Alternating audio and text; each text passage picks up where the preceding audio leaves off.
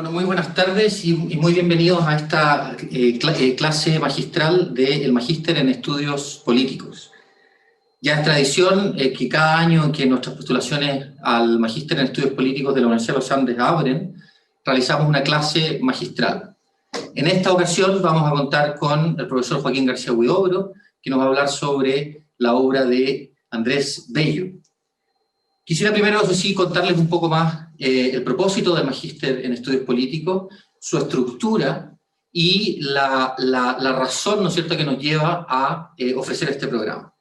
Primero, es importante entender que uno de los motivos, ¿no es cierto?, de la gestación de este programa es nuestra convicción de que es muy difícil, si no imposible, comprender los fenómenos que estamos viviendo como sociedad, ya sea en Chile o en otras partes del mundo, fenómenos de orden político, social y cultural, desde una sola mirada disciplinar, desde una sola perspectiva conceptual. Y en ese sentido es que el Magíster en Estudios Políticos se estructura como programa de manera interdisciplinar. Es decir, combinamos armónicamente varias disciplinas de las ciencias sociales con la filosofía política. Ahora, esa combinación se explica por algo bien particular, y es que en las ciencias sociales contemporáneas existe una serie de tradiciones intelectuales que muchas veces estudian los problemas políticos y sociales desde perspectivas diversas, que rara vez hablan o conversan entre sí. Y así un economista puede estudiar la pobreza, y un sociólogo puede estudiar la pobreza, y sus criterios conceptuales son tan diversos a veces, o tan distintos, que les impide dialogar entre sí. Pero no solo eso, sino que a veces esos criterios también tienen supuestos filosóficos que tienen relación, o dicen relación más bien, con una serie de preguntas de orden epistemológico, por un lado, y con preguntas perennes de la filosofía política en la historia del pensamiento de la filosofía política. Por lo tanto, nosotros queremos que la comprensión de los fenómenos políticos y sociales sea desde esta mirada interdisciplinar en la que combinamos, o intentamos combinar del modo más armónico posible, la filosofía política con la ciencia social. El programa se estructura en 2 años de estudio. El primer año es un año con un fuerte componente teórico, en el que se revisa primero la historia del pensamiento político desde Platón hasta Foucault, una serie de cursos introductorios en temas de interdisciplinariedad en política y en temas de filosofía y metodología de las ciencias sociales, y 2 cursos fundamentales en sociología, un curso de introducción a la sociología y un curso de economía política. El segundo año del programa tiene una orientación más bien práctica. Se orienta a comprender fenómenos sociales concretos, procesos sociales o históricos concretos, a la luz de las discusiones vistas durante el primer año del programa. En ese segundo año hay cursos de historia moderna y contemporánea, cursos del debate político de los últimos 30 años en Chile, y, por ejemplo, también un seminario de ciencias sociales, donde invitamos generalmente a un profesor distinto año a año a hablarnos sobre el trabajo que se hace en su disciplina en particular para comprender un determinado problema político. Hemos tenido seminarios de relaciones internacionales, por poner solo un ejemplo, y en el futuro podremos tener seminarios de psicología social, de problemas de feminismo y género, etcétera, etcétera. Y entonces, esta estructura del programa, en primer año, una combinación de los fundamentos, digámoslo así, de la historia del pensamiento político y de la teoría económica y social contemporánea, se luego llevan a la reflexión en análisis de una serie de procesos históricos y sociales concretos. Esa es la estructura del programa, y con ese fin pretendemos formar a personas que ya bien se quieran dedicar al servicio público o a la política en el sentido más amplio del término, o también a personas que tengan un interés más propiamente académico por la política y que quieran eventualmente seguir avanzando en su estudio en un doctorado, por ejemplo. Esa es la estructura general del programa. Hacia el final del programa, de la clase magistral de hoy, habrá espacio para preguntas, si tuvieran preguntas respecto al programa, pero primero quisiéramos escuchar al profesor Joaquín García Huidobro durante aproximadamente 30 minutos, luego habrá unos 15 minutos de preguntas sobre la clase magistral del profesor García Huidobro, y hacia el final habrá unos 15 minutos de espacio en los que podrán enviar sus preguntas a través del chat, preguntas que tengan respecto del programa mismo. Las preguntas tanto de la clase como del programa las pueden hacer a través del chat. Sin más preámbulos, entonces, dejo con ustedes al profesor Joaquín García Huidobro, que es profesor del Magíster en Estudios Políticos, en particular del curso de Argumentación Política. La Ilustración europea fue, en muchos casos, cosmopolita y religiosa. En cambio, en España y en América se desarrolló un tipo muy peculiar de ilustración, la llamada Ilustración nacional y católica. Un representante de ese modo de ser ilustrado, un representante muy singular, el más importante de los ilustrados hispanoamericanos, es Andrés Bello, primer rector de la Universidad de Chile. Aunque abierto a las nuevas ideas, Bello se dio cuenta desde un principio que cualquier progreso iba a ser ilusorio si no conservaba lo mejor de la tradición del pasado, lo que incluía un fuerte sentido de la autoridad y la preservación de la herencia religiosa. Permanencia y cambio, ley y libertad, tradición y progreso eran ideas que en su concepción habían de articularse y enriquecerse mutuamente. Tanto en su gramática como en el Código Civil que redactó, uno se da cuenta de que está en presencia de un espíritu que no teme a los cambios, pero que al mismo tiempo busca el orden. Esta actitud se constata de modo paradigmático en el más famoso de sus discursos, el que como primer rector pronunció en la inauguración de la Universidad de Chile el 17 de septiembre de 1843. La fecha elegida era muy significativa, pues se pronunció en las vísperas del 18 de septiembre, el día que comenzó el proceso emancipatorio chileno en 1810. Como en el resto de los países hispanoamericanos, en este caso pugnaban quienes querían mantener a toda costa las estructuras del pasado con los que pretendían hacer tabla rasa de la historia precedente. El régimen del que Bello era una figura muy importante se ubicaba en un punto medio. El comienzo del discurso inaugural le permite marcar una clara distancia con las concepciones tradicionalistas y mostrar los peligros que representa la inercia social e institucional que ellos buscaban defender. En su continuación exhibe su apertura a lo mejor del pasado, en este caso representado por la herencia moral y religiosa de la fe cristiana y por la herencia de la cultura clásica.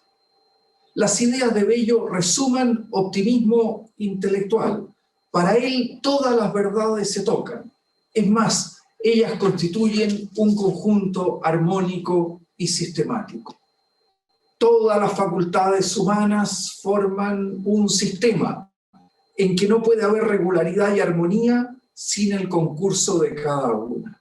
No se puede paralizar una fibra, una sola fibra del alma, sin que las otras enfermen. En este sistema, unos adelantos traen consigo otros, en particular aquellos de carácter moral.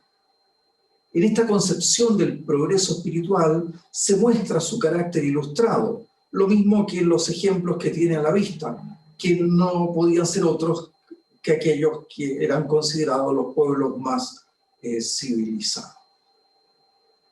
Hasta aquí estarían de acuerdo hasta los más radicales de sus oyentes, aquellos que representaban las formas extremas de la ilustración.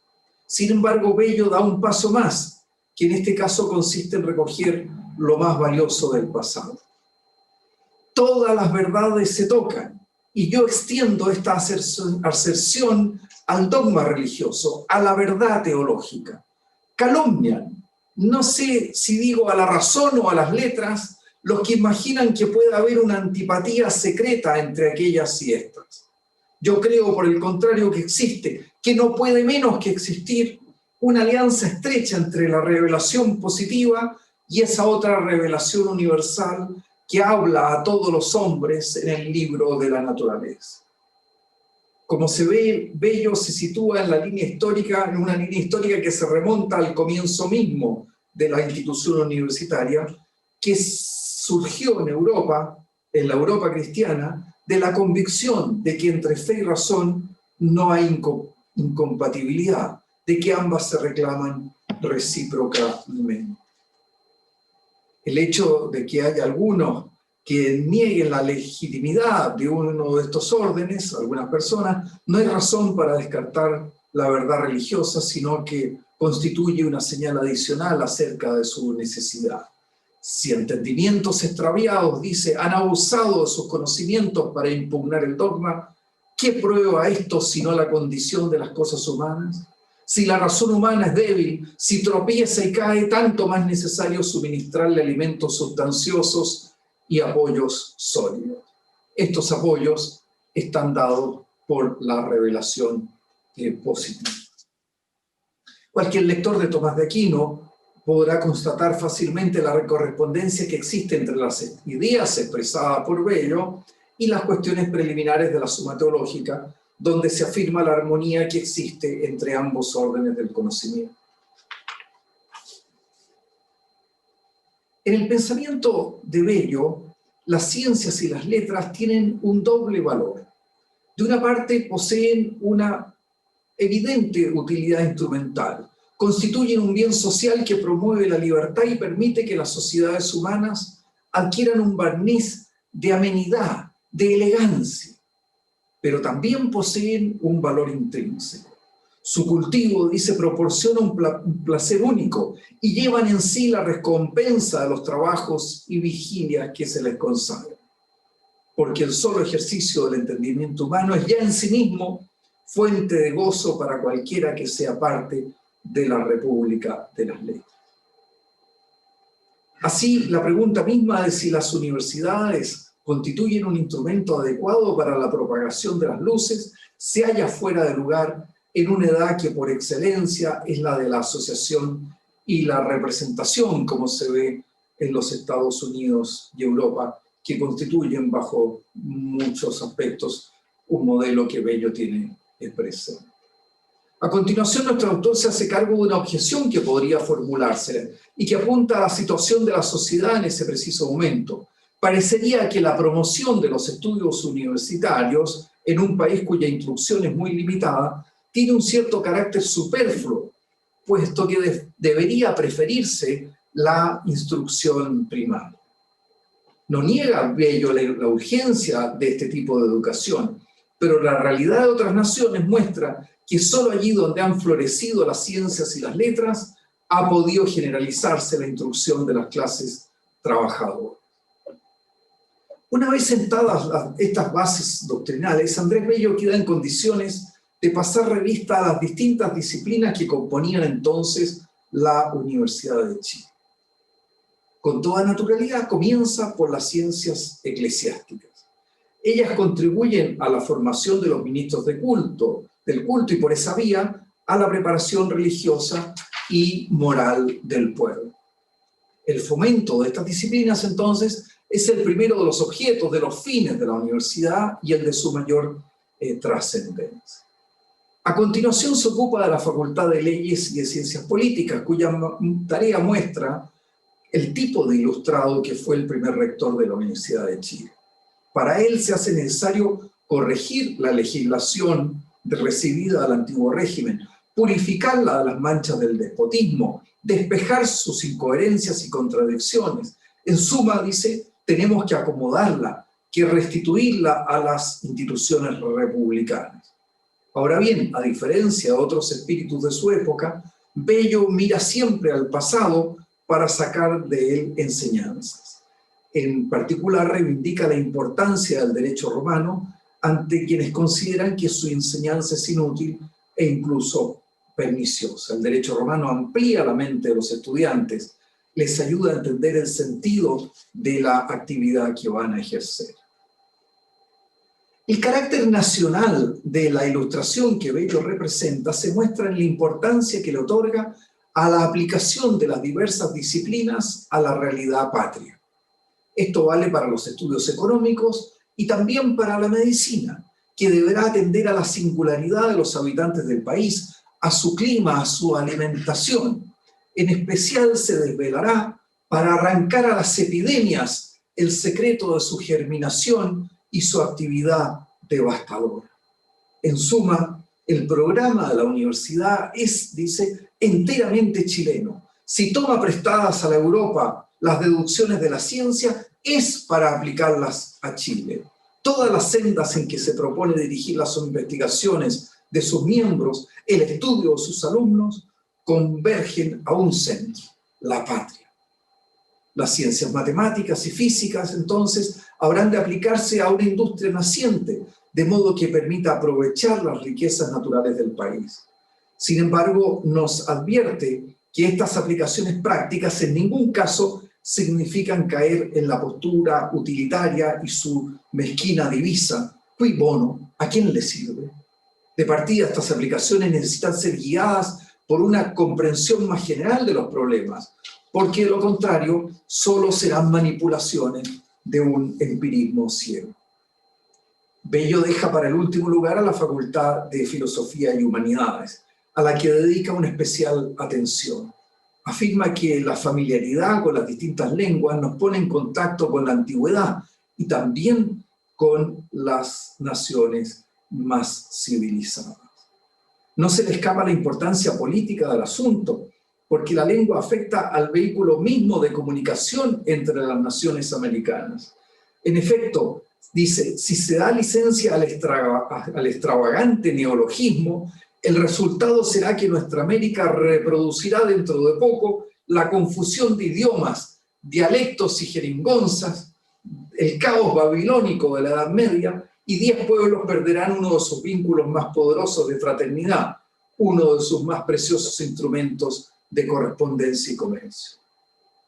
También en su concepción de la historia, Bello marca distancia respecto de las ideas que defienden los intelectuales progresistas de su tiempo. Para él la cuestión resulta clara. La filosofía de la historia, al estilo de Herder, puede ser muy interesante, pero nada reemplaza al conocimiento de los hechos. Especial interés tienen las reflexiones de Bello sobre la poesía, que en su concepción tiene un papel político muy relevante, pues está llamada a poner a la patria como un tema central. Existe un claro paralelo entre la misión que le reconoce a la universidad que se está refundando en ese momento y la tarea que espera de la poesía en la consolidación de la naciente república. Él mismo contribuyó a esta tarea con la escritura de varios sonetos de contenido patriótico. El panorama que se ha presentado en las páginas precedentes permite formarse una idea de los temas que más interesan a Bello y las consecuencias de las ideas que expresó en el más importante de sus discursos. La idea recién señalada de que la poesía posee un carácter fundacional respecto de la ciudad, o de la patria en este caso, no es una novedad, sino que constituye una constante en la historia de la cultura desde Virgilio. Por eso no debe extrañarnos que Bello haya situado a esta disciplina hacia el final de su célebre discurso. Nuevamente nos hallamos aquí ante un importante paralelo, que esta vez tiene lugar entre el valor fundante que le otorga la palabra poética y la misión que espera de una universidad que está en un momento refundacional y que es clave en los destinos de una república que empieza a consolidarse. A lo largo de todo su discurso se aprecia una idea central en el pensamiento del sabio caraqueño. No existe libertad sino dentro de un orden. Si queremos libertad, dice en otra oportunidad, tal cual puede darse sobre la tierra, es preciso que amemos la sujeción a las leyes. Si despreciamos estas, es preciso que seamos enemigos de la libertad. Y esto vale para la sociedad entera, pero también para ese lugar único que es la institución universitaria. El orden para Bello está representado por la adhesión a la fe cristiana, por la apropiación de la cultura clásica, por el cuidado de la lengua y, por supuesto, por el papel central que tiene la ley para la vida en sociedad. La universidad debe fundarse sobre estas bases. Como puede verse de modo paradigmático en este discurso, Andrés Bello, lo mismo que los demás representantes de la Ilustración nacional y católica en Chile e Hispanoamérica, se enfrentó al desafío de tomar lo mejor de las nuevas ideas sin por eso renunciar a la herencia cultural que representaba el cristianismo e incluso, en el caso de Bello, diversas instituciones que provenían del pasado indiano. Cabe afirmar en suma que la Universidad de Chile venía a encarnar el mismo ideal que fundaba la República. La trilogía Dios, Patria, Ley del juramento presidencial, dice un autor, sustituyó a la Dios, Patria, Rey de la monarquía. A la luz de lo visto, podríamos preguntarnos ¿cuánto ha perdurado este ideal en la institución universitaria de nuestro tiempo? Quizá el propio escudo de la Universidad de Chile nos dé parte de la respuesta a esta pregunta. Allí se recogen de manera simbólica las 5 facultades originales de esa casa de estudio. En el cuartel superior encontramos una balanza sujeta por una espada, Facultad de Leyes y Ciencias Políticas. Después está el bastón y la serpiente de Esculapio, la medicina. En el cuartel inferior derecho aparece un hemisferio iluminado por una estrella radiante de 5 puntas sobre un compás y una escuadra, Facultad de Ciencias Matemáticas y Físicas. Mientras que en el cuartel inferior izquierdo figuran 2 libros y la llama de una antorcha, Facultad de Filosofía y Humanidad. Finalmente, en el centro de todo se halla un triángulo con el ojo del creador en su interior, que es el símbolo de la Facultad de Teología. Ahora bien, como en la generalidad de las universidades estatales del mundo hispanoamericano, esta facultad que para Bello debía ocupar el sitio central ya no existe. La ausencia de la teología no solo da cuenta del proceso de secularización que experimentó la intelectualidad de ese continente en la segunda mitad del siglo XIX, como se observa en la propia identidad ideológica de los discípulos de Bello, sino que da cuenta de un problema muy serio desde el punto de vista de la organización de los saberes. En efecto, la universidad es el lugar donde se hacen todas las preguntas. Si hay una cuestión que ha inquietado al hombre desde sus orígenes y que se halla detrás de muchas de sus mayores creaciones culturales, desde la Antígona de Sófocles hasta la escultura de Miguel Ángel o la música de Bach, es la pregunta sobre Dios. Sin embargo, esa interrogante fundamental ha sido excluida del sistema universitario. No se trata simplemente de que sea respondida de modo negativo, lo que se enmarcaría dentro del carácter de la institución, sino que se la ha estimado inexistente. Es una muestra, de la prohibición de preguntar a la que aludía Eric Fegelen, típica de quienes no están dispuestos a que se sometan a crítica los fundamentos de sus sistemas filosóficos. El escudo de la Universidad de Chile nos entrega también otras pistas para descubrir la evolución de la institución universitaria en tiempos posteriores. Las 5 facultades cuyas fronteras se tocan en ese escudo se han multiplicado, pues la institución universitaria comprende hoy muchas otras disciplinas. Esta realidad en sí misma es muy positiva, pero sus verdades muchas veces ya no se tocan. ¿Por qué? Porque su investigación ha adquirido un carácter hiperespecializado. Los frecuentes reclamos actuales en favor de la interdisciplinariedad solo se entienden en un contexto donde diversas fuerzas centrífugas ejercen su presión sobre los distintos saberes disgregándolos. A figuras como Bello nadie les habría hablado de interdisciplinariedad. Y esto no sucede solo por el carácter enciclopédico de sus conocimientos, de que dan cuenta sus obras completas, que incluyen textos de derecho civil, internacional, gramática, términos políticos y científicos. Ciertamente eso es un rasgo propio suyo, pero no se trata de que Bello pueda realizar un trabajo semejante porque su saber es universal, sino que es exactamente al revés. Su formación tuvo ese carácter debido a la convicción de que todas las verdades se tocan. Y precisamente esa intuición fundamental lo llevó a una búsqueda incansable y multifacética que hizo de él un sabio. Los académicos actuales experimentan dificultades para abrirse a otras disciplinas. ¿Y esto por qué? Porque el suyo no es un saber que se funde en una verdad que tiene un carácter poliédrico, sino que es un conocimiento fragmentado. Y porque los académicos no mantienen entre ellos esa base común que en el pensamiento de Bello está dada por las humanidades. Este fundamento compartido podría hacerlos sensibles a determinado tipo de preguntas, además de ponerlos en condiciones de traducir o de mediar entre los distintos lenguajes científicos que están signados por la particularidad. Es más, con frecuencia las propias humanidades han cambiado su carácter. Ellas, que de modo paradigmático representan los saberes que valen por sí mismos, se han dejado someter por la racionalidad instrumental. En un fenómeno que ya advertía Toynbee en 1934, la universidad entera ha adoptado el modo de producción industrial. De hecho, hoy es habitual que se hable de industria universitaria. Sus consecuencias se observan, por ejemplo, en la multiplicación de trabajos especializados sobre temas muchas veces irrelevantes. Pero hay más, porque en un proceso que ya era advertido por Bello en su discurso, los fenómenos sociales, los textos literarios y todas las realidades humanas son leídos desde la filosofía de turno y se ha abandonado cualquier empeño por dejar hablar a las cosas mismas. Probablemente en ningún campo se observa esta situación con mayor claridad que en los estudios literarios, tan caros a Bello, que hoy día presentan una enorme uniformidad de perspectiva. Patrick Deneen y otros autores han llamado la atención sobre el ataque a las artes liberales que han realizado en las últimas décadas sus propios cultores. Así, las figuras históricas, las obras artísticas y los textos literarios son sometidos a un proceso de deconstrucción que termina por hacer de ellos un mero producto de toda clase de oscuros intereses. En este contexto, las letras no solo renuncian a formar el carácter de los estudiantes y a desempeñar el papel fundante de la patria que les atribuía a Bello, sino que se conciben a sí mismas como un instrumento de demolición de la idea de patria e incluso de la idea de hombre. En estas condiciones, no puede llamar la atención el hecho de que estos saberes estén condenados a la irrelevancia dentro del sistema universitario.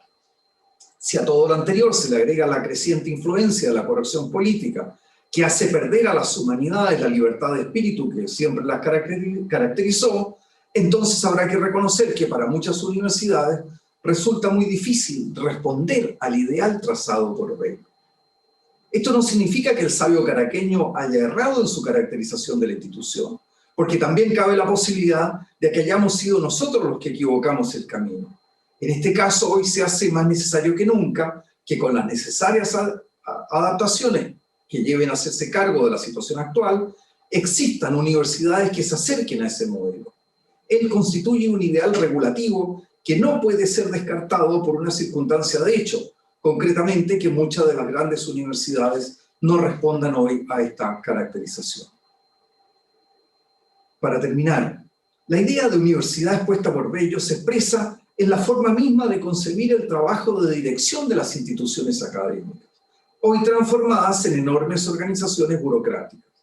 Sería difícil que pudiéramos encontrar en algún lugar del mundo una autoridad universitaria cuyo día fuese semejante al que describe uno de sus biógrafos. Era muy madrugador y trabajaba en casa hasta media mañana. Después repartía el tiempo entre el Ministerio de Relaciones Exteriores y la Rectoría de la universidad. Por la tarde o a la hora vespertina asistía al Senado cuando había sesión. Como habitualmente no le llegaba con facilidad el sueño, solía continuar el trabajo hasta entrada la noche.